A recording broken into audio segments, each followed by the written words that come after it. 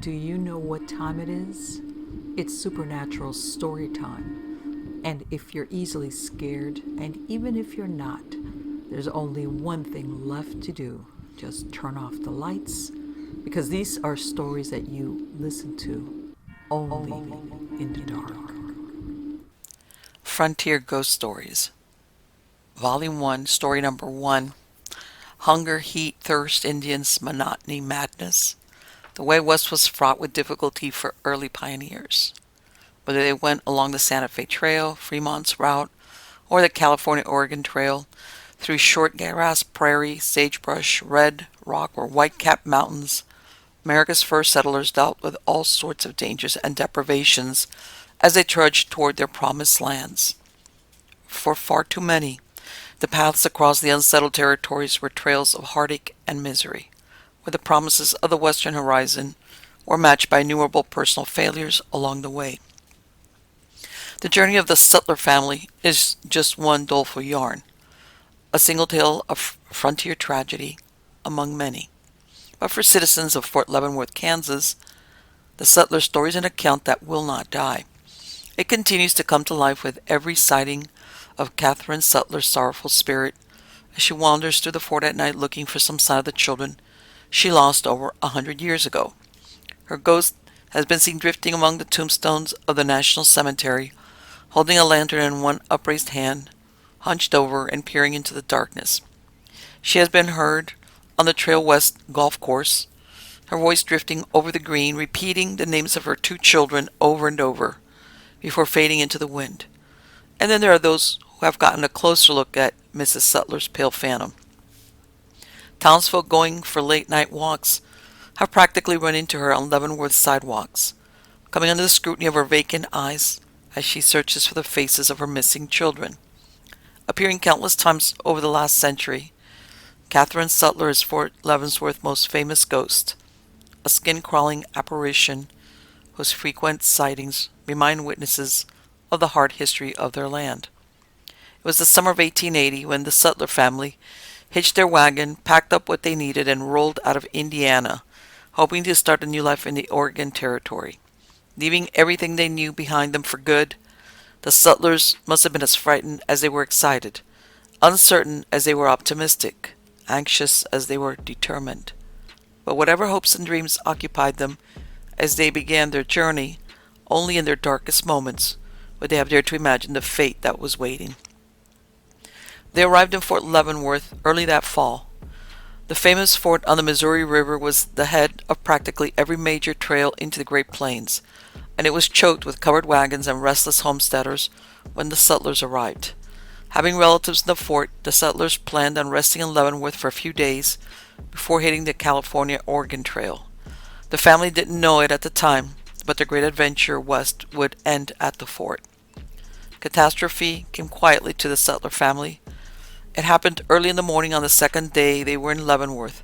Hiram Sutler was doing some spot repairs on the wagon while his wife Catherine was putting a breakfast together. "Ethan, Mary," she called out to her two children, who emerged groggily from their tent, "we need firewood for breakfast." The two kids knew an order when they heard one, and they went without a word, wiping sleep from their eyes as they stumbled towards the west bank of the Missouri River in search of driftwood. Catherine hadn't looked up from the meal she was preparing when she addressed her son and daughter, not knowing that these terse words would be the last she would utter to her children. Hiram and Catherine waited for about half an hour before they went out looking for their children. They searched all along the riverbank, but there was no sign of Ethan or Mary. The couple asked everyone they ran into if they had seen their son and daughter, but no one was able to give an answer. Morning turned to midday, and neither Ethan nor Mary had turned up. By the time the sun set on that fateful day, Hiram and Catherine were desperate. They got together a search party and searched from dusk till dawn for the better part of the next week, but no trace of the kids was found. While Hiram and Catherine were both muddling through their loss, everyone else eventually took it as a sad truth that young Ethan and Mary had become two more victims of the Missouri River's dangerous waters. It might have been said that Hiram Sutler had the hardest time of all accepting the fate of his kids, for Catherine refused to even consider the chance that her kids were gone. While Hiram was floundering in grief, Mrs. Sutler continued to hunt for the children she was sure were still alive.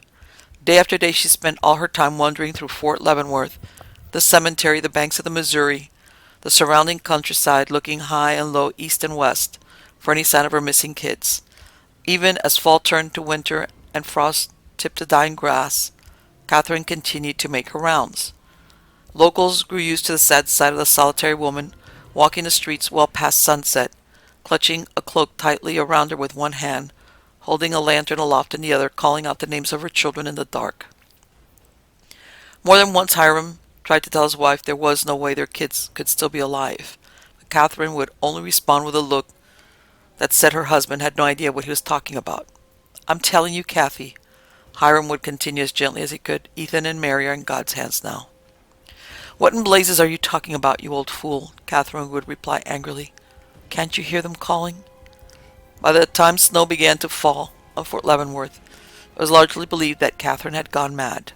Walking all day and eating next to nothing, she had come to resemble a walking scarecrow, with her cloak drawn over her bony shoulders and a disturbing absence in her dark eyes. Poor Hiram, worried about his wife's health, tried everything to stop her from going out on her searches, but there was nothing he could do. He was about to request that the authorities lock her up in the local jailhouse, but the idea came too late. Catherine's body finally gave out. Soldiers had found her near the Missouri River, lying face down in the snow. By the time they carried her back to Hiram, she had regained consciousness, but it was clear that she wouldn't be alive for much longer. Having contracted pneumonia, Catherine Sutler shook through a delirious fever for about a day and a half before she died. Hiram hitched his wagon the same day his wife expired, sickened by the horrible chasm between his family's hopes for the West and their reality. He turned his back on that horizon and drove his wagon back to Indiana, a devastated man. That spring, Hiram was in for the shock of his life. A few months after he built his new farmhouse, he was visited by a United States soldier from Fort Leavenworth, who arrived with a miracle of all miracles, his 2 children. It turned out they had fallen into the Missouri River and were swept downstream for many miles. They would have surely died if a group of Fox Indians hadn't spotted them in the Missouri's current and pulled them out. The Indians waited until winter was over before they rode them back to Fort Leavenworth. Whatever joy Hiram felt at the return of his children was deadened by the fact that his wife wasn't there to share it. She was right, Hiram thought to himself as he wrapped his arms around Ethan and Mary. They were still alive. Unfortunately, neither death nor the eventual discovery of Ethan and Mary brought an end to Catherine Sutler's tortured ramblings in and around Fort Leavenworth. First rumors of the ghost of Catherine Sutler were spread in frightened whispers among pioneers living in the area. She was seen along the banks of the Missouri River at night, frail and hunched, holding her lantern high and peering into the dark waters. "Ethan, Mary," came her hollow cries, which carried over the river and through the fort, bringing chills to all who heard her. As time passed, more and more people had run-ins with Catherine's pale apparition.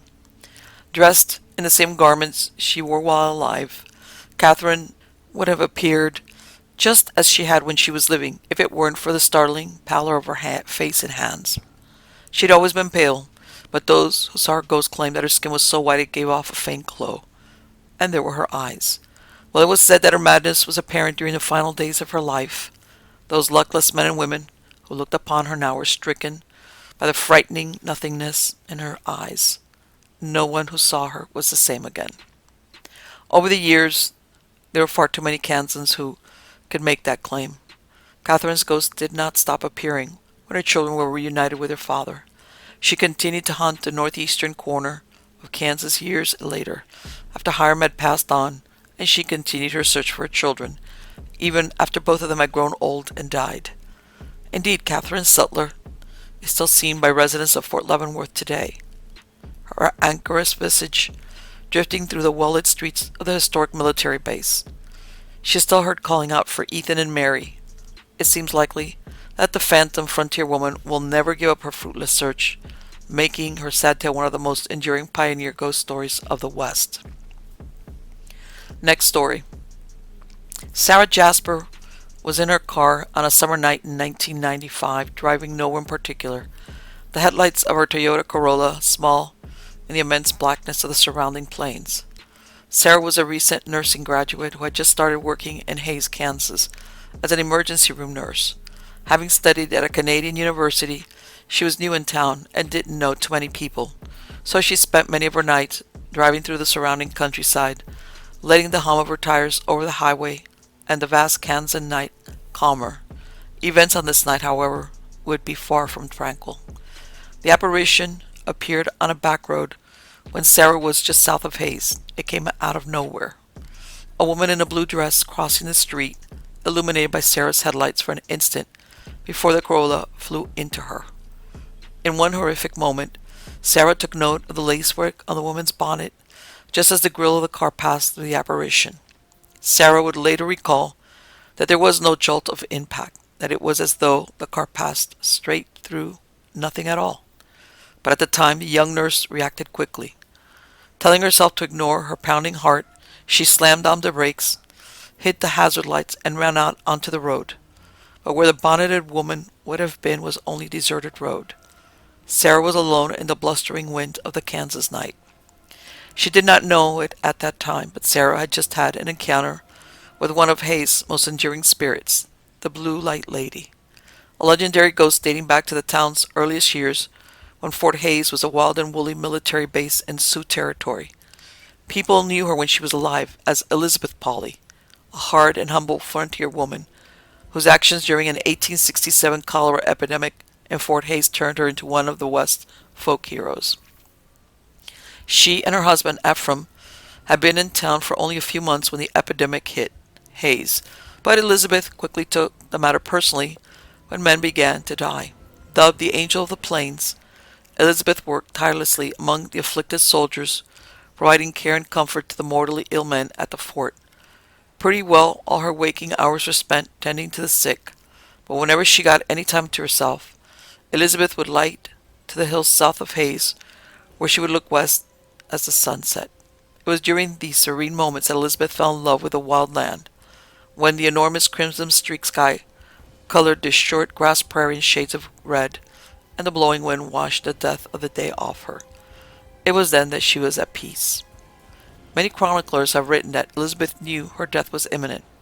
"When my time comes, Ephraim," she would say to her husband when they were done, "bury me atop the south hill." To the dismay of all, Elizabeth's premonitions came true. She contracted cholera before the year was over and was on her deathbed soon after that. The whole fort mourned the demise of Elizabeth Polly. Rough soldiers would lower their voices when they spoke of the sick young woman dying within their walls. Men more inclined to brawling and boozing bowed their heads and doffed their caps when they went in to visit the ailing angel of the plains. And then one day her light went out. There was a somber mood in Hayes and throughout the surrounding plains as a funeral procession marched out to her favorite lookout point south of the fort. They tried to bury her on the hilltop, but found that the ground was too rocky for a suitable grave, so they interred Elizabeth Polly at the base of the hill instead, planting a wooden headstone at her gravesite. The exact location of her remains, however, has become something of a Hayes mystery. Years after she was buried, a prairie fire blazed over the hill, completely incinerating her tombstone. Although her remains are lost, her legacy has remained in the local chronicle. A park on Hayes-Schmaler Avenue was named after the town's first park of civility, and in 1968, a monument for Elizabeth Polly was erected atop Sentinel Hill, the promontory she loved so much when she was alive. And despite her absence from any formal historical record, Elizabeth Polly's story has been passed through the generations, becoming one of the area's prominent folktales. Of course, the fact that the ghost of Elizabeth Polly is believed to wander the area has done much to keep her alive in the mind of Kansans. Bob Wilhelm, director of the Fort Hayes Museum, considers the story of Elizabeth Polly's ghost to be an undeniable part of Hayes history. It was in the 1890s when Elizabeth's ghost first appeared in print. The story about two guys working on top of Sentinel Hill appeared in the local paper. They were just finishing up their labors when they saw a dark-haired woman walk along the top of the hill. She walked along for a few yards before vanishing right in front of them. Over the years, her apparition has appeared time and again. The description is always the same: an austere-looking woman with dark hair, a long dress, and a bonnet tied tightly around her head. Locals began referring to her as the Blue Light Lady because of the blue light seen shimmering around her. While she has often been spotted atop Sentinel Hill, many have seen her anywhere between her lookout point and the town of Hayes. Farmers working their fields late have stared wonderstruck at the sight of the blue-lit woman gliding over their crops. People, looking for seclusion, have been startled out of their courting when the glimmering woman in the anachronistic dress drifts by them. More than one motorist driving south of Hayes at night has seen her moving along the side of the road. Some, like young Sarah Jasper, have been scared half to death believing that they struck a living woman. Elizabeth Polly seldom appears for long. Witnesses claim that she is visible only for a couple of minutes at most. It is said that the sight of her always causes a distinct feeling of fear and unease that far outlasts the few moments she appears. When she vanishes, she always vanishes suddenly, leaving no trace of her passing. No one can say for sure why Elizabeth Polly's spirit continues to haunt the area. There are all the obvious guesses. Some say that the compassionate young woman was so attached to Sentinel Hill that she hasn't been able to leave it behind in death. Others have stated that her spirit is unsettled because her body wasn't buried atop Sentinel Hill as she requested. Another guess is that the ghost of the dutiful nurse is convinced that there are still cholera-stricken men in Hayes, and it continues to make the trip into town hoping to help. Whatever the case, Elizabeth Polly's ghost has appeared with such regularity over the years that she may be considered Hayes' oldest resident. Certainly, her tale has become woven into the history of the Kansan town. There are some people who think the legend of Elizabeth Polly is silly, Bob Wilhelm says, but it's been around for so long that she really has become part of this town. We can't deny the legacy of this brave young woman on the plains. Next story. The Alamo. It is one of America's premier historical landmarks. Built by Franciscan monks in 1718, the monastery was converted into an altar of American democracy on March 6, 1836, when General Antonio Lopez de Santa Anna gave the order that sent 4,000 Mexican soldiers charging toward the near 200 Texan men garrisoned inside. Almost everyone knew the outcome of the frantic hour-and-a-half battle, where all but a handful of Texans were killed in the most publicized last stand in military history. Since that dramatic battle at the Texas Revolution, Remember the Alamo has become a rallying cry for beleaguered American troops wherever they might be, bolstering soldiers' courage in the heat of battle. And so the spirit of the Alamo continues to live on, occupying an important place in the mythos of a dauntless American democracy, resolved to remain vigilant in the face of an enemy before it. Yet, as many San Antonio residents know, the spirit of the Alamo lives on in more ways than one. The fort is deemed one of the most haunted sites in the state of Texas. Perhaps it is the historical significance of the Texan sacrifice in the old Franciscan monastery. The men who fell in the fort, their deaths imbued with a timeless significance for the entire nation, have taken on an aspect of timelessness themselves, continuing to haunt the hallowed grounds where they gave their lives for an independent Texas and an American ideal. Or it may be the sheer horror of so many individuals' final moments, where the defender saw imminent death arriving on dark wings by crashing cannon, whistling musket ball and glinting bayonet. No quarter asked, none given.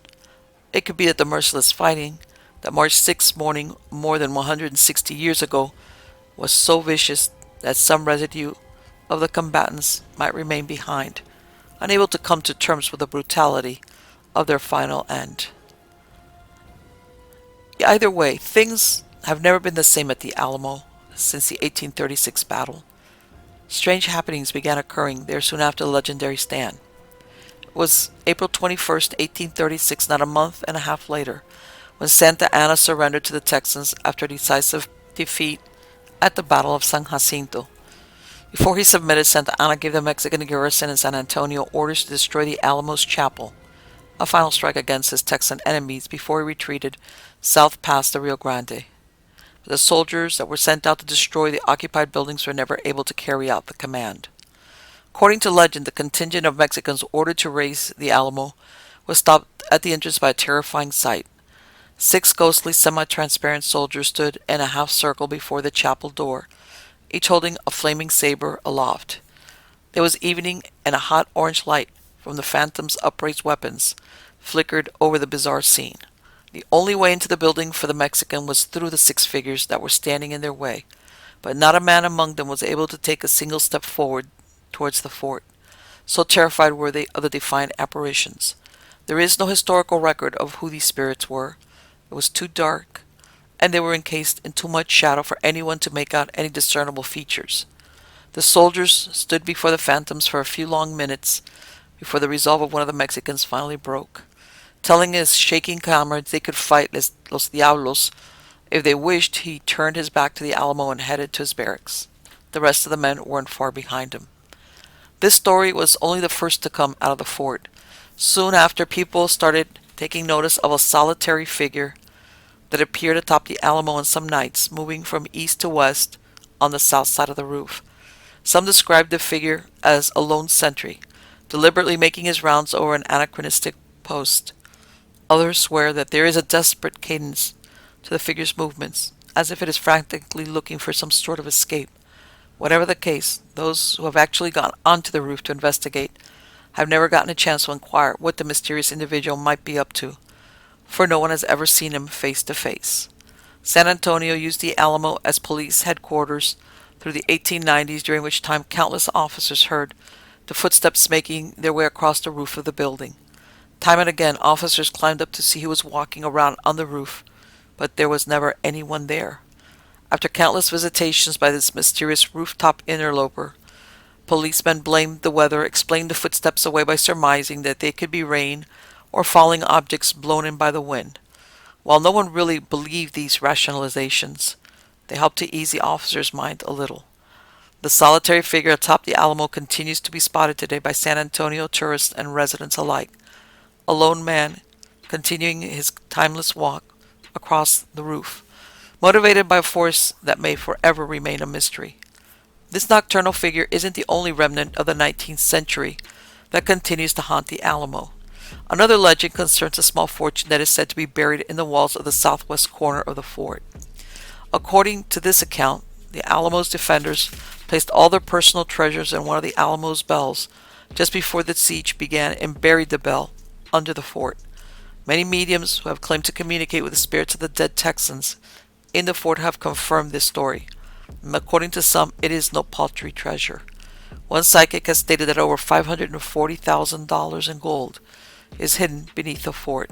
Yet, unless the state of Texas is willing to take a wrecking ball to the historical site, the existence of this treasure must remain in question, a legend rather than a fact, along with all the other supernatural tales regarding the celebrated building. Visitors today continue to experience disturbing events at the Alamo. There are many accounts of sudden cold spots in the long barracks building, where the fiercest fighting was said to have been. Lone tourists have also heard harsh whispering hissing at them from empty space. And then there are those who have heard the brisk tramp of numerous marching feet, of painful moans carried on the ether coming from everywhere and nowhere. Such experiences and all stories associated with them are usually pigeonholed as folklore or supernatural phenomena, largely disassociated from the formal history of the fort. Nevertheless, they have proven the test of time. And over 150 years after the first supernatural experience was reported in the fort, ghost stories still abound, making the historic Alamo one of the most haunted buildings in San Antonio, if not the entire state of Texas. Next story. During a time when life in the West was for the most part brutish, precarious, and short, Judge Theodore Brantley was a man who worked tirelessly for civility, community, and stability. When most of the country west of the 100th meridian was populated by tribes of Indians and the young men who made war against them, Brantley built a mansion on a hill and moved there with his wife and children. When the West was wild, Judge Theodore Brantley introduced the virtues of discipline and grace.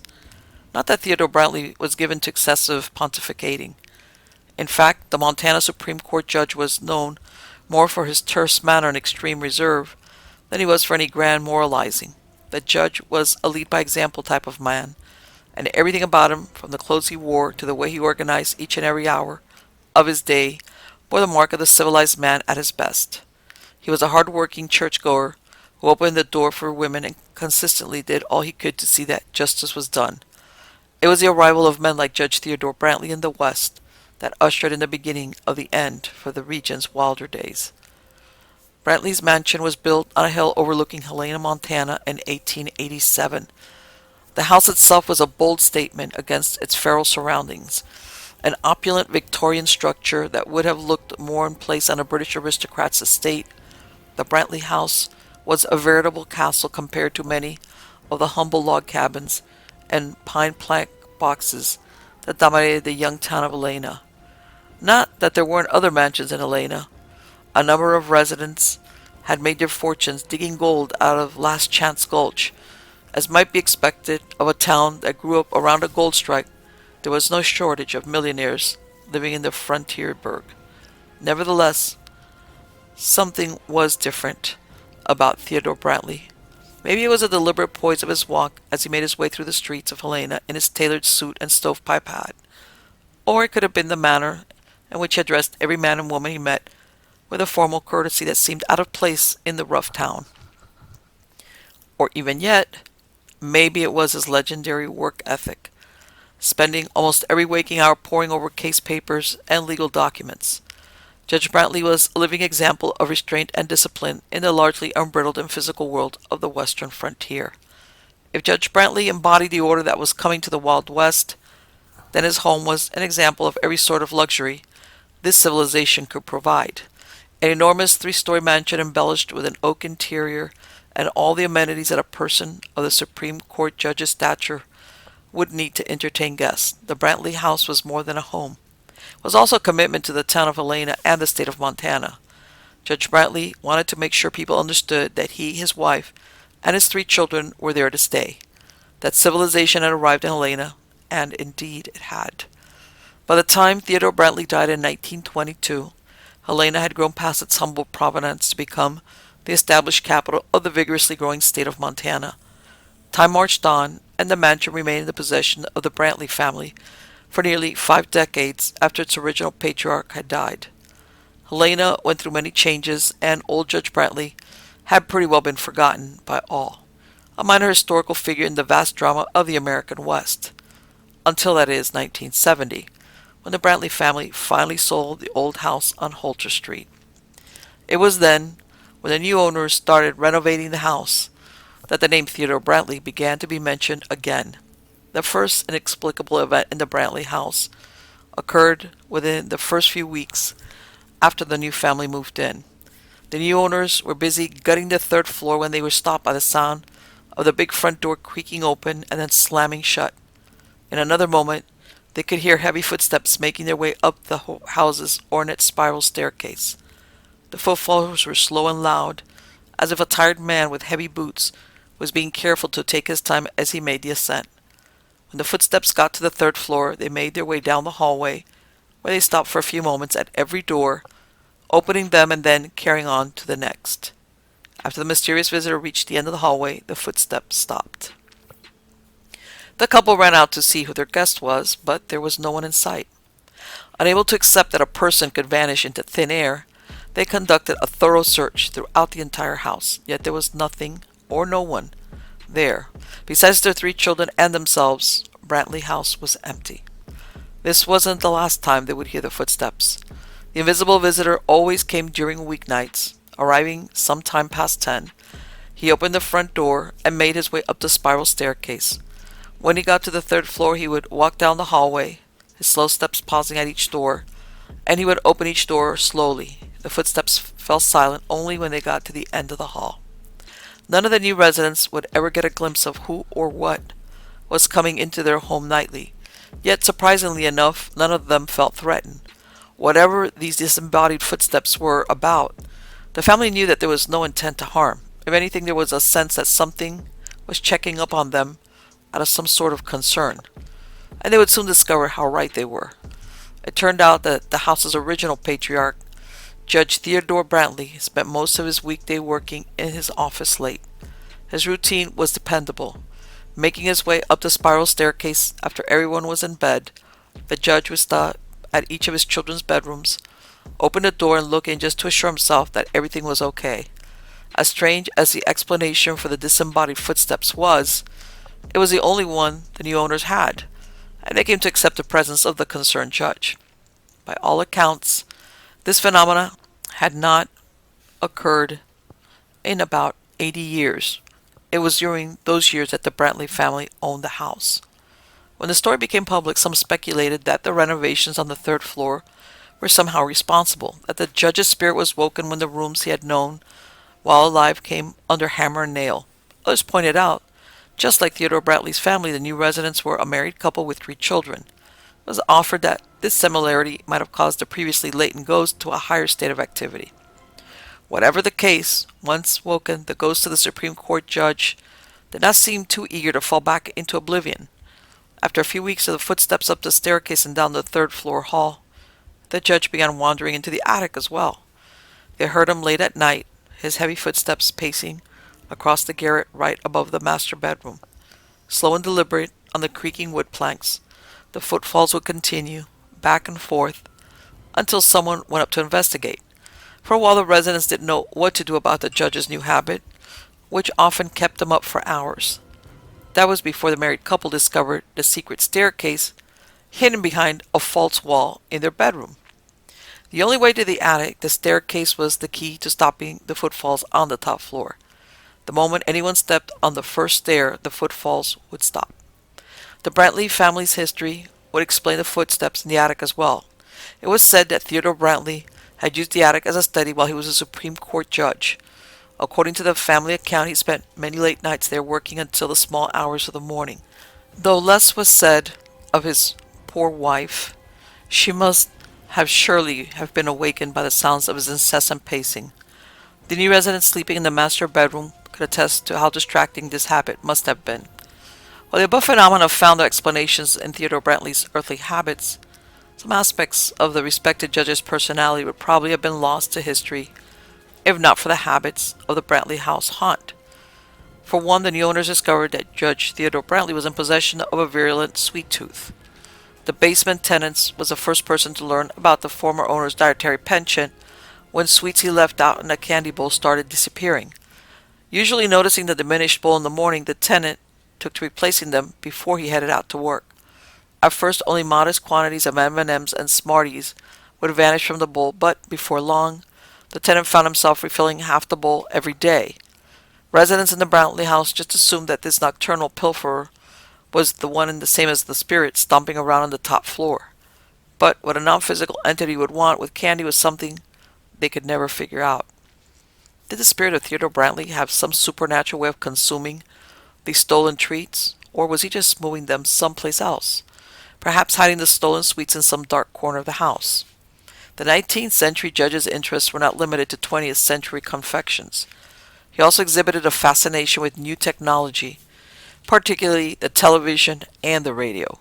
The residents came home more than once to find every television and radio in the house turned on at full volume. As disquieting as this phenomenon initially was, the Brantley house inhabitants soon got used to it, as they did all the bizarre going on in the house. Turning off every blaring television and radio in the house as they scolded the judge over the cacophony of competing noises became something of a routine for the house residents, a routine that continued until the house was sold again. The current owners knew from the beginning about the haunting when they purchased it, and they were given a sample of what the judge's ghost was capable of the first days they were there. Taking a breather after hauling in a load of boxes, the new owners were sitting in the living room when one of their plants suddenly rose into the air, hovering about 5 feet off the floor. They just watched, shocked, as the plant floated to the middle of the room, where it hovered for a few seconds longer before falling to the ground, breaking into a mess of shattered pottery and soil. An ominous thing to happen to anyone moving into a recently purchased home. The incident might have weighed much heavier on the minds of the new owners if the vacuum cleaner hadn't suddenly come to life then, cleaning up the mess that the old judge had made.